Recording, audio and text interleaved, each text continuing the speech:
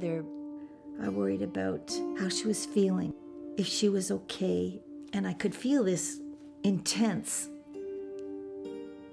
suffering inside of her. It's as if I felt I had to appease that all the time. In that time, there was so much shame attached to mental illness. I didn't know what was happening. It wasn't spoken about. I could not go to sleep. I would sit up on the top of the stairs in the second story, and I would sneak downstairs, and sometimes it would be midnight, and I would sneak into the guest bedroom. I could not be upstairs. I was too worried about what was going to happen. Was she okay? Was everything okay? I was totally consumed by worry and anxiety.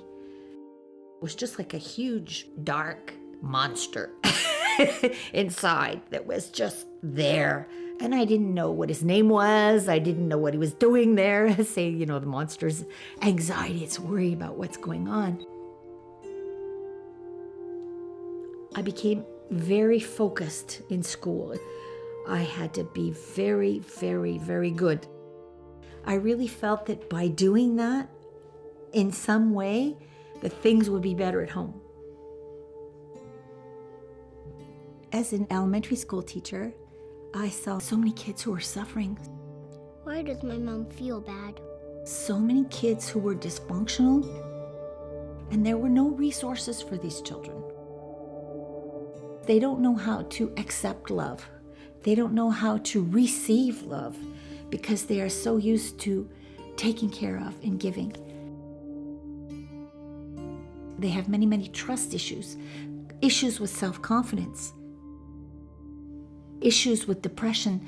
Children who do not receive early intervention are more likely, in a percentage between 30 and 50%, of developing themselves a mental illness.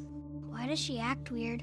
Why does my father think bad things? They were just floating there alone. That just rocked me to my core.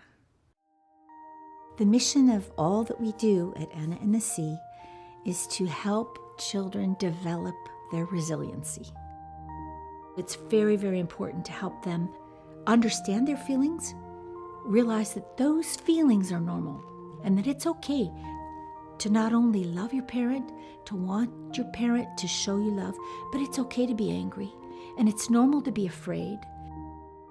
They realize, oh my goodness, I'm not a bad child because I wish that I had another parent. I'd like to go out and buy one. Children say that sometimes. They can say that in the group, and they realize they're okay. On each poster, there's a list of symptoms for different illnesses. Oh my God, this is totally my mom. And if they see a symptom that they recognize in their parent, they take a marble and they drop it into a bucket. Here is a moment in which the child acknowledges openly in front of others, My dad was always lying around in bed. my parent is like this. It's a very freeing activity. It's one that is not always easy for the children. Is schizophrenia serious? Will I have mental illness too?